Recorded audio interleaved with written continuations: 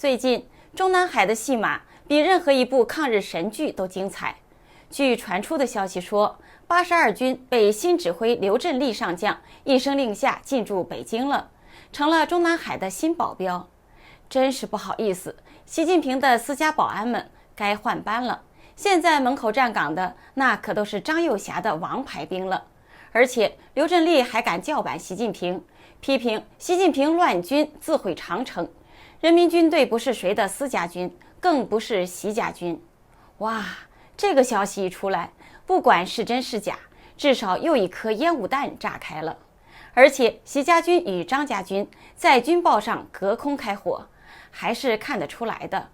看来这双方的对峙已经接近摊牌，火药味浓的能点燃整个中南海。如果张幼霞的82军真的来守北京的大门了，你说习近平会不会心慌呢？现在的军队到底是应该听习主席还是张副主席的指挥呢？还是习张斗的火焰启动了中共政权崩塌的倒计时钟，开始滴答滴答地作响了呢？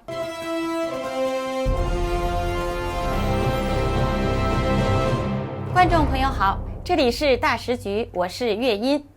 据海外时评人士老登爆料，从国内传出的消息声称，中共中央军委已经发布命令，委任联合参谋部参谋长刘振立接管第82集团军的指挥权，直到完成中央军委交付的特殊任务为止。82军已经奉命进入北京，直接负责中央军委会的安全保卫工作，并接手了中南海的警卫任务。这是不是说中央警卫局被缴枪不杀了呢？所有中共高官的安保都被82军接管了。这波变动看似中央军委需要喊口号统一领导，结果真正涨粉的是刘振立外加82集团军，被妥妥地推到互加 C 位，一起成了军中流量顶流。张幼霞和刘振立是中央军委中仅有的两个有实战经验的人，他们俩一起参加过中越战争，都是所谓的越战派。刘和张在对越战役中还是战友和上下级的关系。这么看来，刘振立肯定是张幼霞的人了。82集团军的前身，那可是赫赫有名的38集团军，历来都是中共陆军里的王牌中的王牌，位置在中部战区，兵力8.6万，装备精锐，妥妥的御林军、万岁军。谁能掌握82军，谁就能在军斗大戏里多一把尚方宝剑。如果现在刘振立是82军的新指挥，刘振立肯定是听张幼霞的话，那你说这82军会听谁的话呢？这也不只是猜想，还是有实锤的。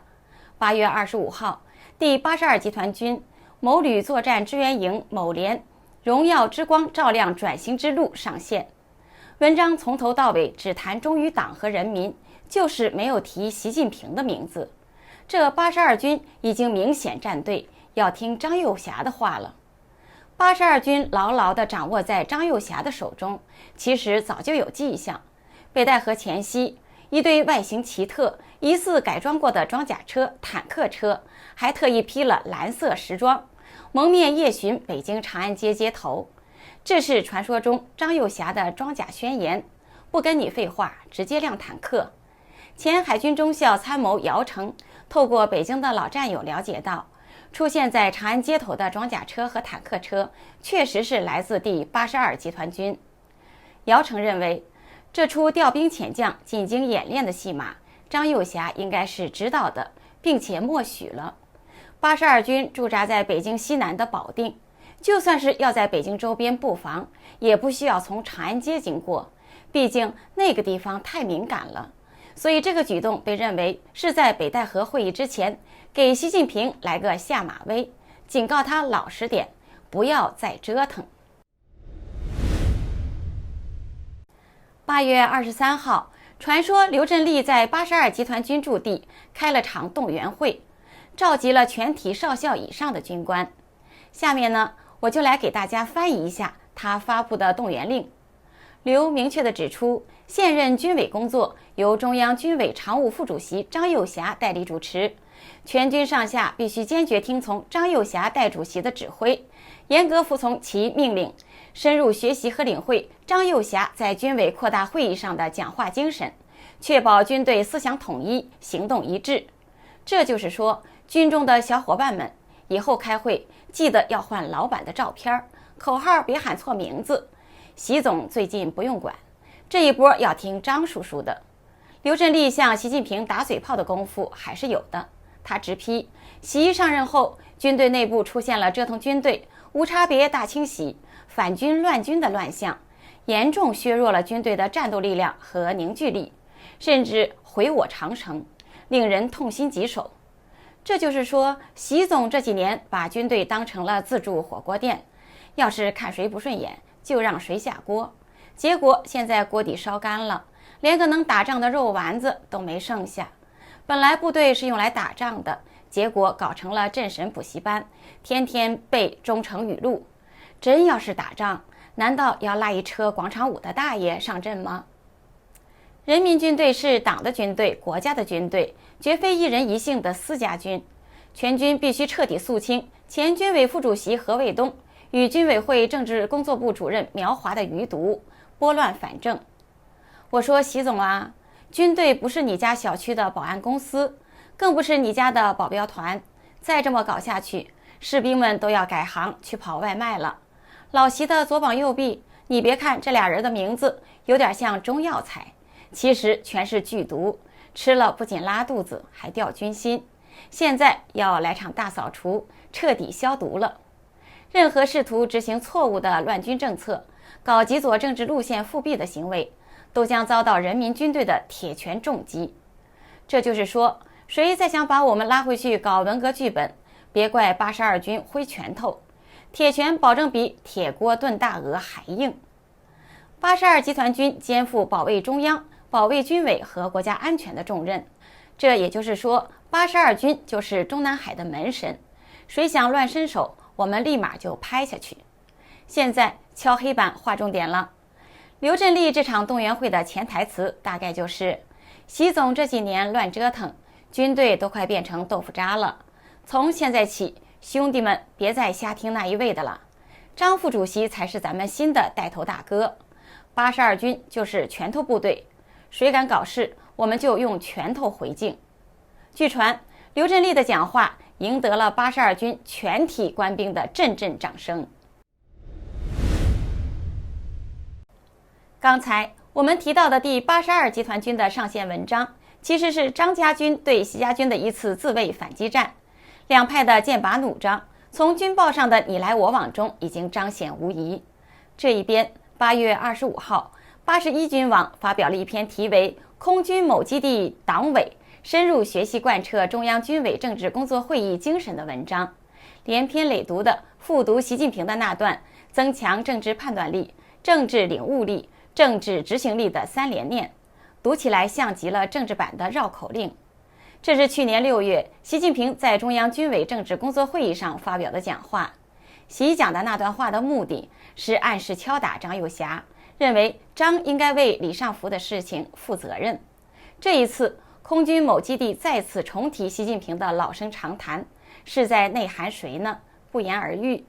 而另一边呢，在同一天，针锋相对的也出炉了一篇第82集团军某旅作战支援营某连荣誉之光照亮转型之路，直接不提习，整篇文章歌功颂德自己的军功和转型之路，从头到尾就是没有写习近平3个字。